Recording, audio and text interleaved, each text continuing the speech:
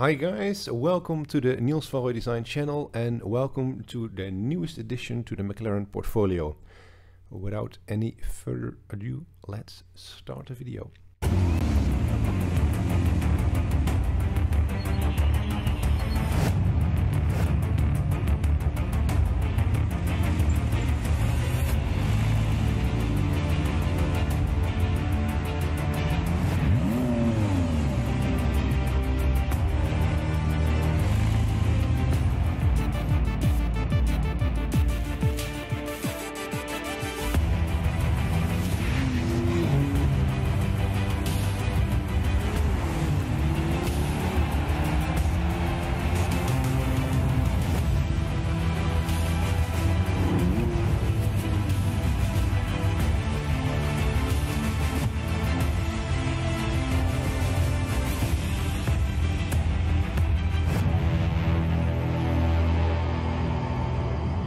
Let's stop it here for a moment.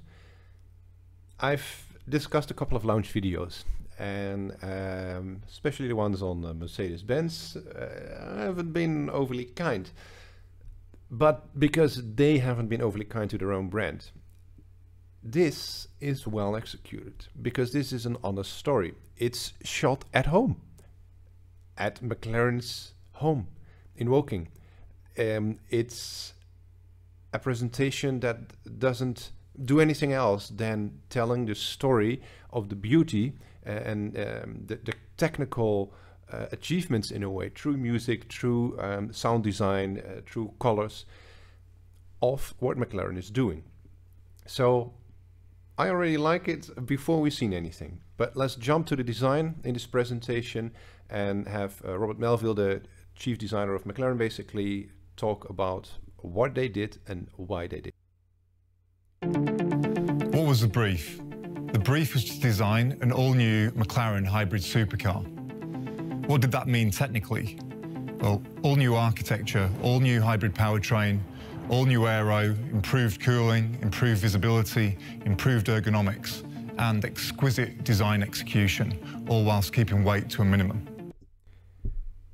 So you see a briefing like this, you know, for those who are not in car design, it's not just, you know, let's design something pretty and we'll see what comes out at the end. You know, there's an enormous list of demands from a lot of different people within McLaren in this case that the designers have to design around. And of course, in my case, it's more or less the same when I design for coach building. It's a wish list, a demand list, a list of practical ideas, a list of cost implications, a list of materials, you know, things we can and cannot do, and the same goes for car design in this case. So not easy again to design something so tied in, like better visibility out of the car, for instance. That means a different setup. That means perhaps doing things that as a car designer you don't really want to do. Could be that they had to set people up more straight in the car, that they had to lower certain lines, you name it. So it's not easy to design a sports car. It's not, despite the fact you obviously have the wide and low and stretched generic proportions of the powertrain and let's say the packaging underneath that will grant you the opportunity to design something that is more pleasing to the eye than, let's say, a small, narrow city car. But nevertheless, it's not easy. We guided the look and feel with three key phrases, the first of which was purity. Now, not just purity of line, but purity through the integration of components. This enabled us to achieve this very clean, pure aesthetic, but also the integration of components meant we were able to reduce the weight, and in turn reducing the weight means Artura will rewrite the rulebook on just how engaging an electrified supercar can be. Then we have technical sculpture. Stunning to look at, but there for a reason, and just like the forms we see in nature, which have been carved by elements, Artura is the result of the forces around it. Very important, this has been started obviously quite a while ago with the first McLaren road car since the F1, but that was a little bit bland and, you know, not half as outspoken and well executed in that sense as this car is. It was an interesting car, a very good car, but not overly engaging on the aesthetic point of view, let's say. And this is very pleasing to the eye, of course. And you have to, you know, of course, you can like or dislike a McLaren, but this is very well executed within the McLaren DNA of this soft, natural sculpture. It seems to be organically grown, basically, with this very rich facets and very rich sculpture throughout the car, from front to rear, the way all graphical elements like the headlights and the tail lights and all air intakes and wheels are integrated. It's very flowy, very soft, but not in the bad way. You know, it's not heavy or fat. You know, it's like basically the muscles of an athlete, or you know, very tightly packaged around the body. Well done. And finally, we have functional jewellery. We don't decorate our cars, we take what you need and make it beautiful. And Artura has classic supercar proportions, that long, low, sleek nose, compact wheelbase with staggered wheel sizes, so 19-inch at the front, 20-inch at the rear. This very rakish, sleek roofline and a cabin that's sunk down between these high peaked fenders. Those features, coupled with this very compact short rear overhang, give the car a visual energy like it's ready to accelerate or leap forwards even when it's stood still. And then I like how they have these relatively uncommon shots of the car. You won't really see any car like this, but it shows the consistency in the sculpture very well. You know, there is not a flat line, a flat piece of surfacing out there. The way these flying buttresses here on the rear are being integrated, are pushing through the surface, the skin of the car. You can look in and around them. It's not a blob in any way, right? So you can see where the buttress is pushing into the rear deck, let's say, and how that's influencing the surfacing, much like indeed it has grown in nature. If you look at trees or even the human body or animals, the way arms and legs come out of a body and how that's integrated into the main body, you know, very well done, organically grown, like I said, and beautifully executed throughout. Yeah, just well done. Moving around to the rear, we have the full width laser cut mesh designed to optimise the cooling across the rear zone. Set into that, we have these ultra slim almond shaped LED light blades. So looking at the rear end here, typically for any modern day sports car, the entire rear end basically has to be open. So it's one big grille, and this has been the case for quite a while. Think of the Ferrari F40, the XJ220, you know, plenty of cars that have this entirely open rear end. But that limits you, of course, as a designer in designing something that stands out. You know, if it's one big grille, then what to do? And again, here they managed to achieve something very recognizable, very McLaren. It's not just one big blob of mesh. There are lovely little intakes. The mesh is accelerating, if you like. So if you look at the bottom of the mesh and then move upwards, the mesh is changing shape slightly. The openings are getting bigger and wider apart. Then if you look on top of the number plate emboss, there are these small outtakes or air openings, let's say, that cut up. So there's this very nice interplay of graphics of the tail lights coming in with this eyebrow on top, the two tailpipes coming out of that mesh. You know, well done. Again, consistent, interesting, new, fresh, lightweight. So it does in a way what it says on the tin. It's not just a car that is fast, but it looks fast, it looks innovative, it looks lightweight. The openings on top of the diffuser, if you like, so you can see through it, and yeah, that all helps in cutting down that visual weight of the car. because you read basically from the top of the car up until sort of right below the number plate emboss, and it makes the car look less high and wider than it actually is.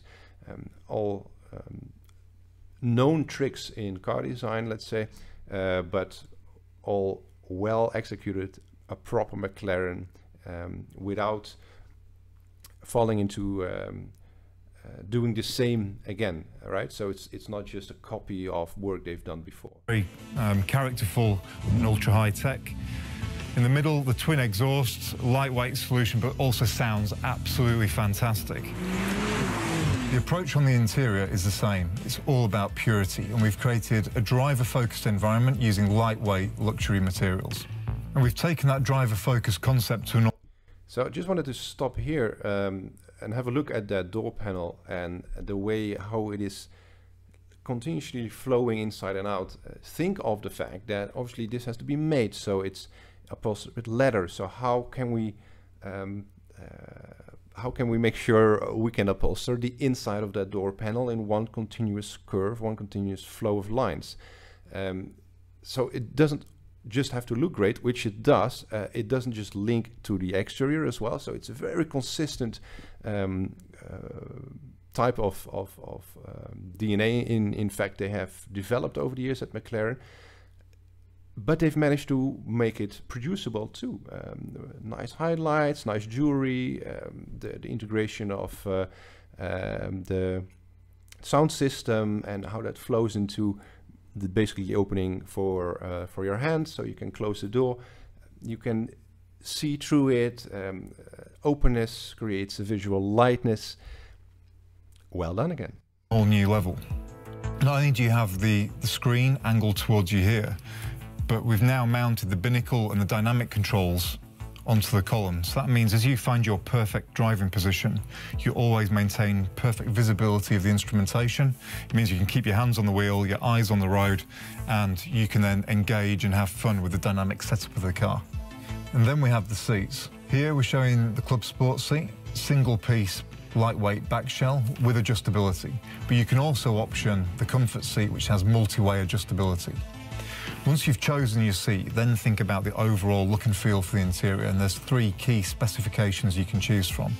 First of which is performance, mean and moody with hot accents. You then have Tech Lux, which uses lighter material combinations but a large volume of leather. And then we have Vision, the interior we have in the car right here, using very modern, fresh combinations of both colours and materials, but it still maintains that very sporty, dynamic feel.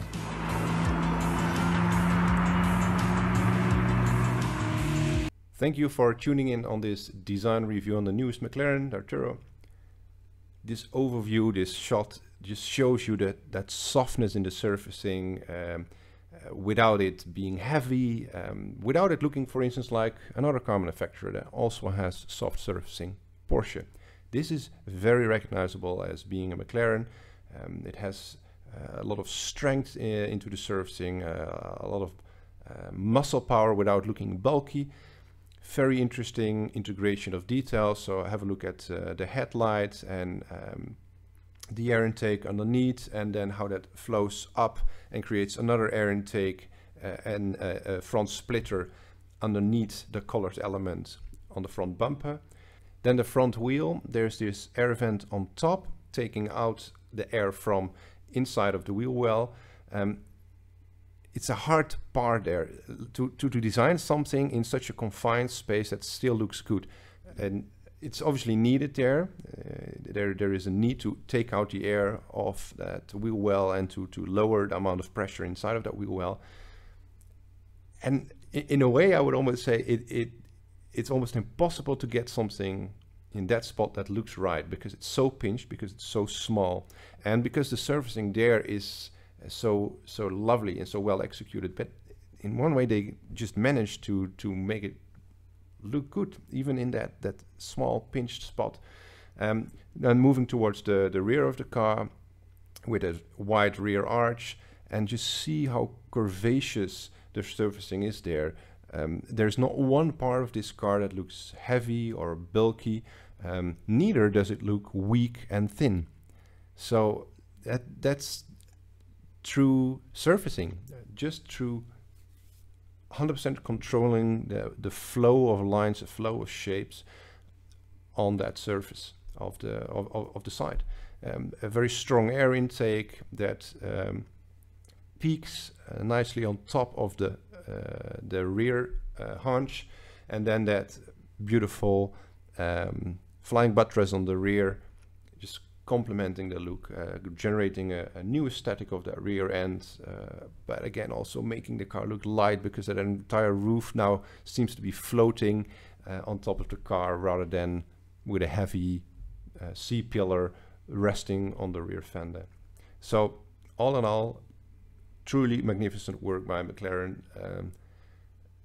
from start to finish. The launch film is great. It's a relevant take. Colors and materials are fantastic. The understory on design by Rob, interior and exterior design being very consistent. Just 10 out of 10. Job well done. So thanks for tuning into this design review on this newest lovely McLaren. Thank you for suggesting this car to me in the comments. Please do like and subscribe if you haven't done so before, and I'll see you for the next video. Cheers.